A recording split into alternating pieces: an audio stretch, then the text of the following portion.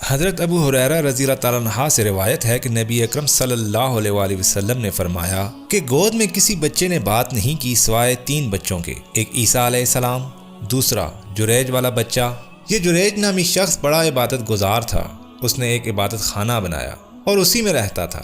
وہ نماز پڑھ رہا تھا کہ اس کی ماں آئی اور اسے بلایا کہ اے جریج، تو وہ دل میں کہنے لگا یا اللہ، ایک طرف میری ماں ہے تو دوسری طرف میری نماز، میں نماز پڑھے جاؤں یا اپنی ماں کو جواب دوں؟ آخر وہ نماز ہی میں مصروف رہا۔ اس کی ماں واپس چلی گئی۔ پھر جب دوسرا دن ہوا تو وہ پھر آئی اور پکارا کہ اے جریج۔ وہ کہنے لگا کہ اے اللہ، میری ماں پکار رہی ہے اور میں نماز میں ہوں، اب میں کیا کروں؟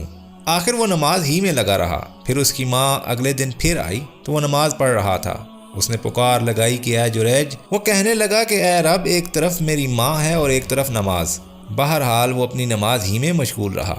اس کی ماں نے کہا کہ یا اللہ، اس کو اس وقت تک وفات نہ دینا جب تک یہ فاحشہ عورتوں کا منہ نہ دیکھ لے، یعنی ان سے اس کا سابقہ نہ پڑے۔ پھر بنی اسرائیل میں جریج کا اور اس کی عبادت کا چرچا ہونے لگا۔ اور بنی اسرائیل میں ایک بدکار عورت تھی جس کی خوبصورتی ضرب المثل تھی۔ وہ بولی، اگر تم کہو تو میں جریج کو ابتلا یا فتنہ میں ڈالوں۔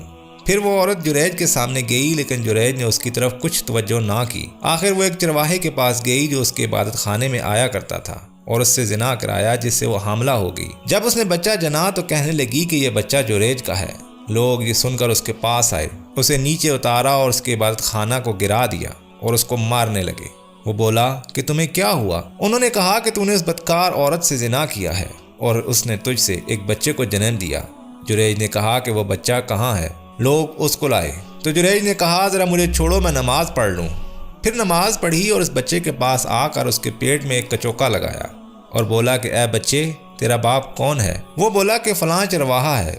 یہ سن کر سب لوگ جریج کی طرف دوڑے اور اس کو بوسہ دینے لگے اور اسے چھونے لگے اور کہنے لگے کہ ہم تیرا عبادت خانہ سونے اور چاندی سے بنائے دیتے ہیں۔ جریج بولا کہ نہیں، جیسا تھا ویسا ہی مٹی سے پھر بنا دو، تو لوگوں نے بنا دیا۔ تیسرا بنی اسرائیل میں ایک بچہ تھا جو اپنی ماں کا دودھ پی رہا تھا کہ اتنے میں ایک بہت عمدہ جانور پر ایک خوش وضع خوبصورت سوار گزرا۔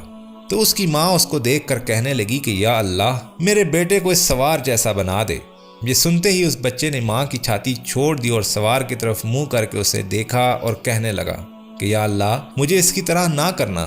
اتنی بات کر کے پھر وہ بچہ دودھ پینے کی طرف متوجہ ہوا اور دودھ پینے لگا۔ ابو ہریرہ رضی اللہ تعالیٰ عنہ نے کہا کہ گویا میں اس وقت نبی اکرم صلی اللہ علیہ وآلہ وسلم کو دیکھ رہا ہوں کہ آپ نے اپنی شہادت کی انگلی کو چوس کر دکھایا کہ وہ لڑکا اس طرح چھاتی چوسنے لگا۔ پھر ایک لونڈی ادھر سے گزری جسے لوگ مارے جاتے تھے اور کہتے تھے کہ تو نے زنا کیا اور چوری کی ہے۔ وہ کہتی تھی کہ مجھے اللہ تعالیٰ ہی کافی ہے اور وہی میرا وکیل ہے۔ تو اس کی ماں نے کہا کہ یا اللہ، میرے بیٹے کو اس کی طرح نہ کرنا۔